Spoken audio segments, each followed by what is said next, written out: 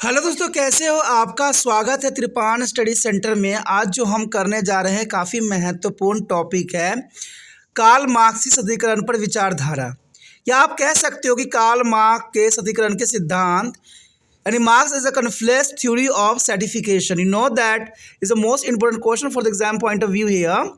देखा जाए तो ये क्वेश्चन जो है बीए वाले बच्चों के लिए महत्वपूर्ण है, जो कि सोशियोलॉजी लिए हुए हैं और सेकेंड सेमेस्टर में जो है इनके लिए काफ़ी महत्वपूर्ण ये क्वेश्चन रहेगा। इसमें हम कार्ल मार्क्स का जो है सत्याग्रह के संघर्ष पर एनालाइज करेंगे और इनके सिद्धांतों को जो है विश्लेषण करेंगे और आलोचना को भी हम यहाँ पर एनालाइज करेंगे, जो काफ़ी महत्वपूर्ण रहेगा। और यहाँ पर रहेगा सभी बातें बहुत ही क्लियर और आपके बुक के अंतर्गत ही रहेगा। चलिए देखते हैं कार्ल मार्क्स का सत्याग्रह का संघर्ष के सिद्धांत पर क्या विचारधारा है। यहाँ पर जो हम कर रहे हैं काफ़ी महत्वपूर्ण टॉपिक कार्ल मार्क्स के सिद्धांत, यानी कार्ल मार्क्स के समाज सिद्धांत जो कि समाजी सत्याग्रह पर आधारित है, जो काफ़ी महत्वपूर्ण टॉपिक है the Karl Marx theory of social certification. और इसके अंतर्गत हमारा जो अगला टॉपिक है वह है वर्गों के बीच संबंध, relationship between two the classes. तो ये काफ़ी महत्व रखेगा। कार्ल मार्क्स देखा जाए तो हर एक जो है कक्षा के लिए महत्वपूर्ण यहाँ पर टॉपिक बनता है। अगर इसके अंतर्गत यानी वर्गों के बीच संबंध के अंतर्गत बात करें तो कार्ल मार्क्स के अनुसार पूंजीपति वर्ग मजदूर वर्ग का आर्थिक शोषण करता है। अब देखिए, पूंजीपति वर्ग मजदूर वर्ग का आर्थिक शोषण करता है, तो इस बात से आप कहाँ तक सहमत हैं? पूंजीपति वर्ग देखिए उत्पादन के मालिक होता है और मजदूर वर्ग सिर्फ मजदूरी ही करता है और उसको बनाता है। मजदूर ये कहता है कि मैंने जो है वस्तु का निर्माण किया, लेकिन देखा जाए तो मालिक ये कहता है कि मैंने तुम्हें जो है कच्चे माल सब कुछ सामान उपलब्ध कराया। और इनमें दोनों में संघर्ष होना एक स्वाभाविक बात है, क्योंकि देखा जाए कोई चीज़ की कोई उत्पादन होती है तो मजदूर का उस उत्पादन में से 1% भी नहीं मिलती है और सबके सब लाभ जो होते हैं पूंजीपति वर्ग ले जाते हैं। इसीलिए यहाँ पर मार्क्स ने बात रखी कि पूंजीपति वर्ग मजदूर वर्ग का आर्थिक शोषण करता है, और ये सही बात है। मजदूर जो है इतना बड़े बड़े चीज़ों को उत्पादन करता है, लेकिन वो चीज़ों के लिए वो तरसता है, इसमें कोई दो राय नहीं है। मजदूर वर्ग अपने अधिकारों के लिए संघर्ष सदैव करता ही रहता है, क्योंकि देखते ही हो वो अपनी सैलरी बढ़ाने के लिए हमेशा जो है तकलीफ़ों से गुजरता है। कहते हैं एक महल खड़ा करने वाला मजदूर जो है झुग्गी और झोपड़ियों में रहता है। जो बड़े बड़े उत्पादन करने वाला मजदूर वर्ग होता है वो खुद के अपनी आवश्यकता पूरा नहीं कर सकता। तो ये महत्वपूर्ण बात है। और देखा जाए तो इस कारण दोनों वर्गों के बीच का संबंध विरोध वाले ही होते हैं। कहते हैं पूंजीपति वर्ग और मजदूर वर्ग में हमेशा ही विरोधाभासी संबंध रहे हैं। यद्यपि कुछ समय के लिए दोनों वर्गों के बीच का विरोध शांत हो जाता है, परंतु वह विरोध चलता ही रहता है। देखते ही हो कि आए दिन जो होता है विरोध चलता ही रहता है, लेकिन ये विरोध जो होते हैं कुछ समय के लिए शांत हो जाते हैं, फिर से जो है विरोध शुरू हो जाती है। तो इनमें जो है चलता ही रहता है। वो आवश्यक नहीं है कि विरोध ऊपरी तौर पर ही दिखाई दे, परंतु उनके इस विरोध का एहसास तो होता ही रहता है। यानी हम वास्तविक तौर पर विरोध करके ना दिखाएं, लेकिन ये विरोध सदैव चलता ही रहता है, इसमें कोई दो राय नहीं है। मार्क्स के अनुसार वर्गों के बीच आपसी संबंध, आपसी निर्भरता एक संघर्ष पर आधारित होती है। और बात यहाँ मार्क्स ने सही कही कि देखा जाए तो वर्गों के बीच आपसी संबंध होते हैं। अगर मजदूर उत्पादन नहीं करेंगे तो मालिक का जो है तिजोरी नहीं भरेगा, और मालिक की तिजोरी तब भरेगा जब मजदूर कार्य करेंगे। लेकिन मजदूर तब कार्य करेंगे जब मालिक वर्ग जो है उनको सामान ला के देंगी। तो देखा जाए तो इनमें आपसी संबंध होते हैं, लेकिन फिर भी जो है यहाँ पर संघर्ष हमें देखने को मिलता है। आपसी निर्भरता एक संघर्ष पर आधारित होती है। और हम उदाहरण ले सकते हैं कि पूंजीवादी समाज के दो वर्ग का, एक वर्ग पूंजीपति का होता है तो दूसरा वर्ग मजदूर का होता है, और यह दोनों वर्ग अपने अस्तित्व के लिए एक दूसरे पर निर्भर होते हैं। जैसे मैंने भी समझाया कि ये दोनों जो होते हैं एक दूसरे पर निर्भर होते हैं, और मालिक सामान ला के नहीं देगा तो मजदूर उसको बनाएगा नहीं, और मजदूर नहीं बनाएगा तो मालिक को मुनाफा नहीं होगी। इसलिए देखा जाए तो दोनों दोनों जो होते हैं एक दूसरे पर निर्भर होते हैं। मजदूर वर्ग के पास उत्पादन की शक्ति होती है, मेहनत होता है और एक मालिकता नहीं होती है। बेशक वो मालिकता नहीं होती है, लेकिन उस चीज़ को उत्पादन करने की शक्ति होती है। और इसके पास रोटी कमाने हेतु अपनी मेहनत के अतिरिक्त और कुछ भी नहीं होता। वो रोटी कमाने के लिए पूंजीपति वर्ग के पास अपना श्रम को बेचता है और उन पर भी निर्भर करते हैं, और वह अपनी मजदूरी पूंजीपतियों के पास बेच के जिसके बदले पूंजीपति उनको मेहनत का किराया देता है, और इसी किराए के साथ मजदूर अपना पेट पालता है। तो काफ़ी महत्वपूर्ण बात है। देखा जाए तो पूंजीपति भी मजदूर की मेहनत पर निर्भर होता है। जैसे मैंने आपको बताया कि मजदूर जो होता है पूंजीपतियों पर निर्भर होते हैं, क्योंकि पूंजीपति उनको अगर मुहैया नहीं कराएंगे, इंडस्ट्री नहीं बनाएंगे, हर तरह की चीज़ें नहीं देंगे, तो कहाँ से मजदूर अपना कार्य कर सकता है। यहाँ पर मजदूर अपना श्रम को बेचता है। लेकिन देखा जाए दूसरी तरफ पूंजीपति भी मजदूरों के मेहनत पर निर्भर होता है। यानी देखा जाए तो ये एक सिक्के के दो पहलू हैं, दोनों एक दूसरे से जुड़े हुए हैं, दोनों एक दूसरे पर निर्भर हैं। कि पूंजीपति भी मजदूरों की मेहनत पर निर्भर करता है। पूंजीपति तभी बनेंगे ना, देखिए आपसे सारे कार्य करवाते हैं, सारे काम करवाते हैं, तो इसका मतलब है कि उसका सिर्फ 1% भी उनको नहीं मिलती है मुनाफा का।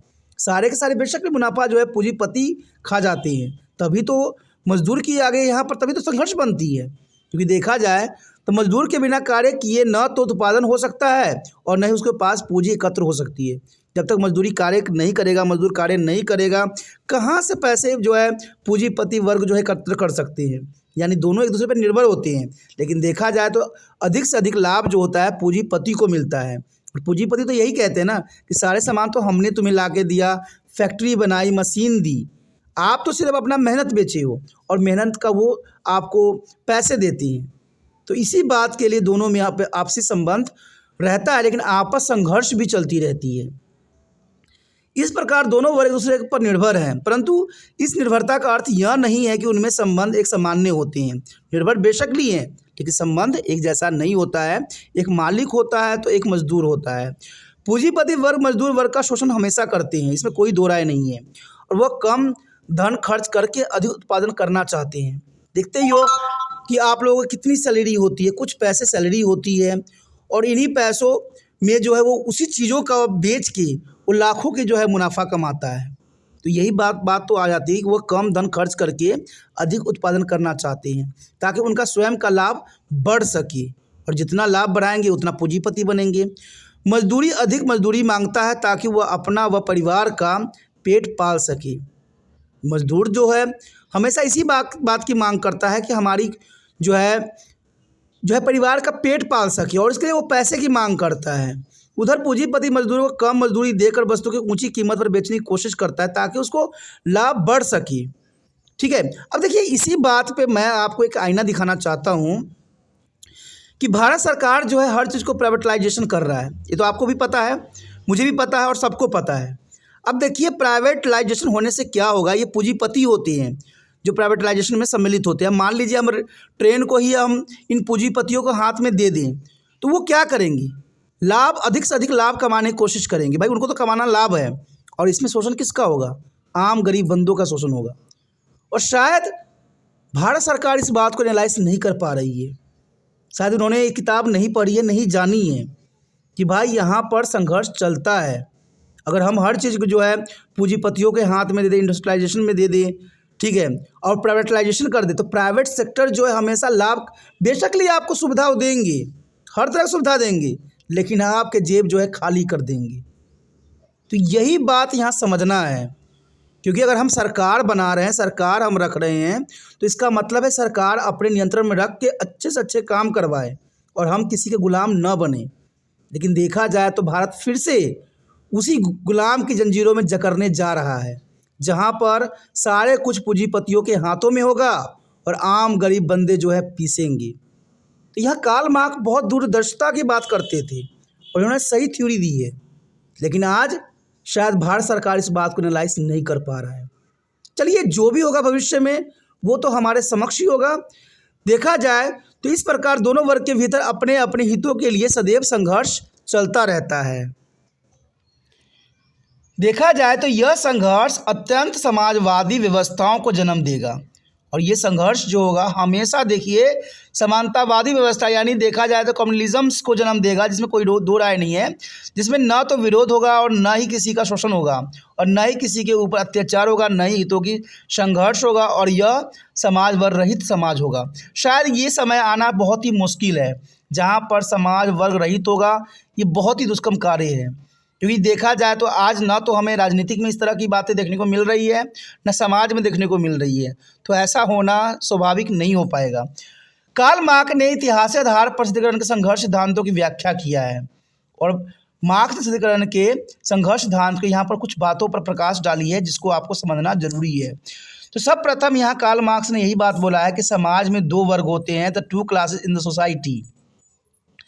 माँ का कहना था कि प्रत्येक प्रकार के समाज में साधारण दो वर्ग पाए जाते हैं। पहला तो वो जिसके हाथों में उत्पादन के साधन होते हैं तथा जिस पे हम आज पूंजीपति के नाम से जाने जाते हैं, यानी जिनके हाथों में उत्पादन के सभी साधन होते हैं तो वो पूंजीपति के नाम से जाने जाते हैं। दूसरा वर्ग वो होता है जिसके पास उत्पादन के साधन नहीं होते हैं तो जो अपना श्रम बेचकर गुजारा करता है और इसको मजदूरी वर्ग का नाम दिया गया है। पहला वर्ग शोषण करता है, दूसरा वर्ग जो है शोषित होता है। तो ये तो साफ शब्दों में जो है आज आधुनिक युग में कार्ल मार्क्स ने इसको दो वर्गों में बांटा है जिसमें कोई दो राय नहीं है। पहला शोषण करता है और दूसरा शोषित होता है।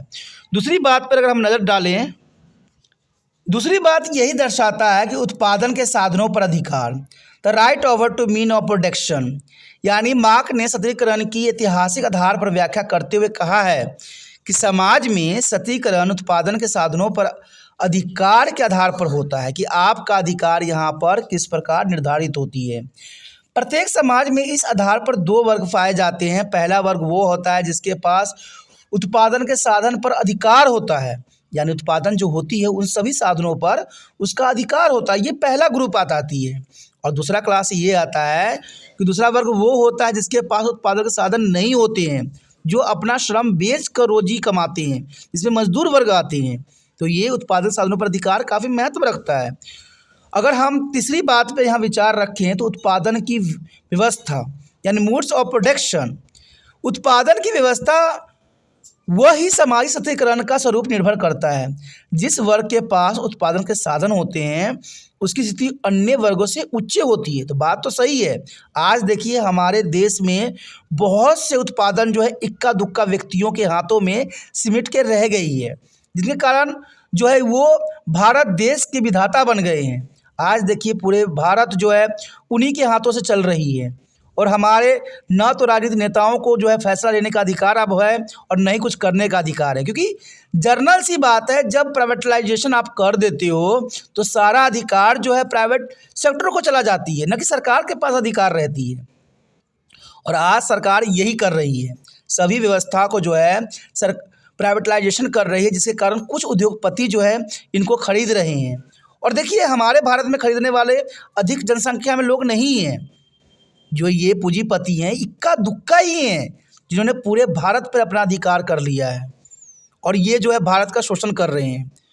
ऐसे बहुत से एग्जाम्पल है, बहुत से समझ सकते हो कि इनका प्रभुता हमें देखने को मिली है। पहले तो ये लोग क्या करते हैं, फ्री कर देते हैं, आपको उसको आदी बना देते हैं और बाद में मन चाहा जो है आपसे पैसे उसूलने के लिए विवश कर देते हैं, क्योंकि आप वो चीज़ के आदी बन जाते हो। जैसे आप देखिए एक कंपनी ने आपको जो है फ्री का जो है रिचार्ज दिया, कई साल भर जो है आपको फ्री का जो है नेट चलाने की मौका दिया, लेकिन जैसे ही साल हो गया, जब उसकी आदी हो गए तो देखिए हर रिचार्ज जो है आपको 500 के कर दिया, 250, 300 कर दिया। कहाँ पर आप 10 रुपये के रिचार्ज करवाते थे, कम बातें किया करते थे। और आज देखिए इन कंपनियों की आड़ में आप तो या तो अपनी इंटेलिजेंसी भी खो रहे हो और आए दिन मोबाइल के चक्करों में पड़े भी गए हो। तो इससे सिर्फ एक दो पूंजीपति को ही मुनाफा होती है, सबको नहीं होती है और इससे देश भी खराब होता है। तो ये बात शायद उन लोगों को समझ में नहीं है। देखा जाए तो इस वर्ग को मार्क्स ने पूंजीपति या वजूह यानी वैगोरेसिस का नाम दिया। दूसरा वर्ग वो होता है जिसके पास उत्पादक साधन नहीं होते, जो अपनी स्थिति को संतुष्ट नहीं होता है तथा अपनी स्थिति को बदलना चाहता है, और इसके मार्क्स ने मजदूर या प्रोलेटारी यानी प्रोलेटारिएट्स का नाम दिया। तो ये काफ़ी महत्व रखता है यहाँ पर बात। आगे देखें तो मनुष्य का इतिहास वर्ग जो है संघर्ष का इतिहास, तो इसमें कोई दो राय नहीं है। तो human history the history of class struggle, यानी हमारा इतिहास ही रहा है संघर्षों का। हमें नहीं लगता कि हमें संघर्ष के बिना ज़िंदगी जी सकते हैं, क्योंकि शायद भारत जो है संघर्षों का देश रहा है। मार्क्स का कहना है कि मनुष्य का इतिहास वर्ग संघर्ष का इतिहास रहा है। हम किसी भी समाज के उदाहरण ले सकते हैं। प्रत्येक समाज में अलग अलग वर्ग में किसी न किसी रूप में संघर्ष चलता ही रहता है। देखिए, कोई संघर्ष जो होता है साधारण रूप से होता है, जो आम होती है। कहते हैं रोटी कमाने के लिए संघर्ष होना स्वाभाविक होती है, लेकिन ये संघर्ष इतना ना बन जाए कि आपकी जीवन पे आधारित हो जाए। देखा जाए तो देखिए, अंग्रेजों के समय भारत में भी संघर्ष चलती थी, लेकिन ये संघर्ष बहुत ही कष्टदायक थी, जिसमें लोगों की जान जाती थी। लेकिन आज के से देखा जाए तो आज संघर्ष ऐसा संघर्ष है कि हमारा अपना अस्तित्व ही खतरों में पड़ा हुआ है। जिन चीज़ों से हमने छुटकारा पाई थी, वो दोबारा जो है हमें उसी जंजीरों में जकड़ने की कोशिश किया जा रहा है। देखा जाए तो इस तरह माँ का कहना था कि सभी समाजों में साधारण यानी जो है दो वर्ग रहते हैं, एक मजदूर वर्ग और एक पूंजीपति वर्ग, जो आज के समाज में देखने को हमें मिल जाती है। दोनों में वर्ग संघर्ष चलता ही रहता है और इन वर्ग संघर्ष के कारण होते ही रहते हैं। जैसे कि दोनों वर्गों में बहुत ज़्यादा आर्थिक अंतर होता है और जिस कारण वो एक दूसरे के विरोध भी करते हैं। पूंजीपति वर्ग बिना परिश्रम किए ही अमीर होता चला जा रहा है, क्योंकि वो जो है दिमाग लगा रहे हैं या षड्यंत्र रच रहे हैं। आप देखिए, किसी भी देश में अगर जीत हासिल करना है तो सांप्रदायिक दंगा फसाद करवा दीजिए, धर्म के नाम पे उछाल दीजिए, अपने आप जो है मंत्री बन जाएंगे। यही होता है ना, क्योंकि अमीर वर्ग परिश्रम नहीं करते हैं, वो तो सिर्फ संघर्ष करते हैं, संघर्ष रचते हैं। और संघर्ष का जो है मेन पात्र कौन बन जाता है? आम गरीब बंदे बनते हैं। और ये बात साफ यहाँ पर बताई गई है कि पूंजीपति वर्ग बिना परिश्रम किए ही अमीर बन जाते हैं, हो जाते हैं। रीजन यही बनता है ना कि वो षड्यंत्र रचते हैं, हर तरह से आपको जो है फंसाने की कोशिश करते हैं। मान लीजिए एक व्यक्ति है, बहुत ही साधारण है, ठीक है, लेकिन वो षड्यंत्र रच रच के राजनीति में चला गया, और राजनीति में चला गया तो आप वो क्या करेगा? आपका मालिक बन जाएगा। था आपके साथ, लेकिन धीरे धीरे वो आपका ही शोषण करने लग जाता है और अपना जो है शीश महल बना लेता है। तो जर्नल सी बात यही आती है कि इन राजनीतिक नेताओं का एक ही पर्पस होता है कि अपने लिए कितने सुविधा कैसे हम जुटा लें, और जब ये सुविधाओं पर आवाज़ उठाई जाती है तो लोग भी कंफ्यूज हो जाते हैं कि भाई कौन सही है और कौन गलत है। तो यही बात हमारे आज राजनीतिक में भी देखने को मिलता है कि आज हमें समझ ही नहीं आ रहा है कि कौन सही है और कौन गलत है। आज तो देखिए, आरोप प्रत्यारोप का जो है एक लंबा सा जो है लिस्ट चलती चली जा रही है, और इसमें कहते हैं ऐसी राजनीतिक नहीं होना चाहिए। देश के लिए कोई कार्य नहीं कर रहा है। भारत में देखा जाए तो देश हित के कार्य कोई नहीं कर रहा है। मैं उस दिन मानूंगा कि देश हित के कार्य किया जा रहा है जहां पर हर एक व्यक्ति, हर एक राजनीतिक पार्टी भी दूसरे पार्टी की तारीफ करे कि हाँ इन्होंने अच्छा किया है। लेकिन भारत में तो ऐसा देखने को मिलता ही नहीं है। पता नहीं क्या कारण है। यहाँ पर मुझे नहीं लगता कि भारत में एकता कभी स्थापित हो पाएगी। गांधी जी यही चाहते थे कि सब एकता के साथ रहे। न गांधी जी ये बदल सके, न आने वाला समय में कोई बदल सकेगा। देखा जाए तो मार्क्स ने भी इसी बात पे यहाँ पर जोर दिया कि जो अमीर वर्ग होते हैं, पूंजीपति वर्ग होते हैं, वो बिना मेहनत के ही जो है, बिना श्रम के ही जो है अमीर बनते चले जा रहे हैं, और मजदूर वर्ग सारा दिन परिश्रम करने के बाद भी गरीबी ही बना रहता है, क्योंकि उसको दो वक्त की रोटी भी नसीब नहीं होती। क्योंकि जितनी मजदूरी करता है उसका सारा का सारा मुनाफा जो है पूंजीपतियों के हाथों में चला जाता है। देखा जाए तो समय के साथ साथ मजदूर वर्ग अपने हितों की रक्षा के लिए संगठन बना लेते हैं, और इसमें कोई दो राय नहीं है। समय समय के साथ देखा जाए तो मजदूर अपने हितों के लिए जो है रक्षा के लिए एक संगठन बना लेते हैं, जिसे मजदूर यूनियन के नाम से जाना जाता है, तथा यह संगठन पूंजीपतियों से अपने अधिकारों के लेने के लिए सदैव संघर्ष करते रहते हैं। और ये महत्वपूर्ण बात है कि पूंजीपति जो है से अपना अधिकार लेने के लिए मजदूर वर्ग जो है हमेशा संघर्ष करते रहते हैं, और इस संघर्ष का परिणाम यह होता है कि समय आने पर मजदूर वर्ग पूंजीपति वर्ग के विरोध क्रांति भी कर देते हैं, क्योंकि अपना अधिकार के लिए क्रांति करना कोई गलत नहीं होता है। क्रांति के बाद पूंजीपतियों का जो है खात्मा करके अपनी सत्ता स्थापित कर लेती हैं, और ये आम बात है, आज हमारे समाज में देखने को मिल जाता है कि पूंजीपति को जो है खात्मा करके वो अपनी सत्ता स्थापित कर लेती हैं, और वो भी पूंजीपतियों में कहलाने लग जाती हैं। पूंजीपति अपने पैसे की मदद से प्रतिक्रांति को जो है दबाने की कोशिश भी करेंगी। पूंजीपति जो होते हैं अपने पैसों के दम से वो क्रांति को दबाने की कोशिश भी करते हैं, परंतु उनकी प्रतिक्रांति को दबाया दिया जाएगा और मजदूर की सत्ता समाप्त हो जाएगी। तो इसमें देखा जाए तो ये आम बात है।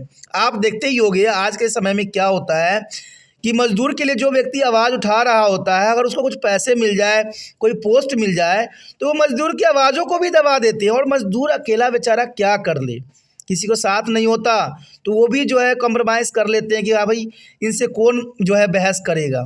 और ये देखने को मिला है।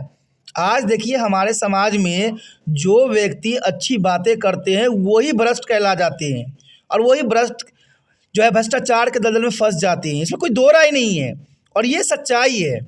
जो पहले आपके हित की बात करते हैं, कहते हैं, उस कुर्सियों पे बैठ के बड़े बड़े लालच में फंस जाते हैं, और कहते हैं लोगों की भलाई करना ही भूल जाते हैं। तो देखा जाए तो ये बहुत ही विचित्र यहाँ घटना है। पहले समाजवाद तथा फिर समाजवादी की स्थिति आएगी जिसमें हर एक को उसकी ज़रूरत या योग्यता के अनुसार मिलेगा। समाज में कोई वर्ग नहीं होगा तथा वह वर्गहीन समाज होगा जिसमें सभी को बराबर का हिस्सा मिलेगा। देखिए ये समाज की कल्पना महात्मा गांधी भी करते थे, लेकिन शायद ऐसा समाज आना संभव नहीं है, क्योंकि सारे बराबर हो जाएंगे तो है ही नहीं। क्योंकि देखा जाए तो यहाँ पर शोषण की जो इतिहास रही है वो शोषण का इतिहास कभी ख़त्म हो ही नहीं सकता, क्योंकि देखा जाए तो मनुष्य का इतिहास ही वर्ग संघर्ष का इतिहास रहा है और शोषण का रहा है। कोई भी उच्च या निम्न नहीं होगा, ऐसा हो सकता है, तथा मजदूर वर्ग की सत्ता स्थापित रहेगी। तो ये भी हो सकता है अगर हम सिस्टमैटिक कार्य प्रणाली को जो है चलाएं, तो ये सब संभव होना कोई बड़ी बात नहीं है। कहते हैं ये कहना था कि चाहे स्थिति अभी नहीं आई है, परंतु जल्द ही यह स्थिति आ जाएगी और समाज में सतीकरण खत्म हो जाएगा। तो देखा जाए यहाँ पर कार्ल मार्क्स ने भी सतीकरण के जो है आने की बात जो है 3 स्टेज में किया है। पहले स्टेज में सतीकरण थी नहीं।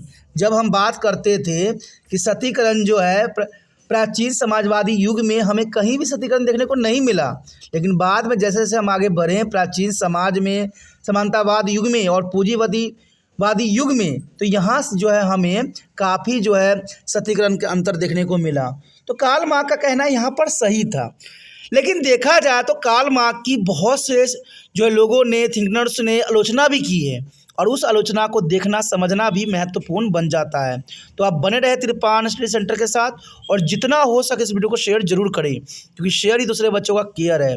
पहली बार मेरे चैनल पे आए हो, पहली बार वीडियो देख रहे हो, समझ में आ रहा है, अच्छा लग रहा है और चाहते हो कि और भी वीडियो आपको इसी प्रकार प्राप्त होता रहे, तो जनरल सी बात है दोस्तों, चैनल को सब्सक्राइब करके अपने मोबाइल में सेव करें।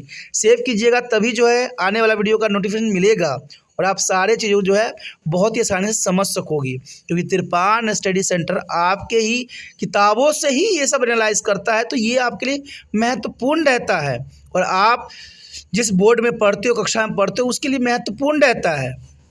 और देखा जाए तिरपान स्टडी सेंटर 6th क्लास से लेकर MA तक के लिए बच्चों के लिए महत्वपूर्ण चैनल है, और सारे वीडियो आपको बखूबी यहाँ मिल जाएगा।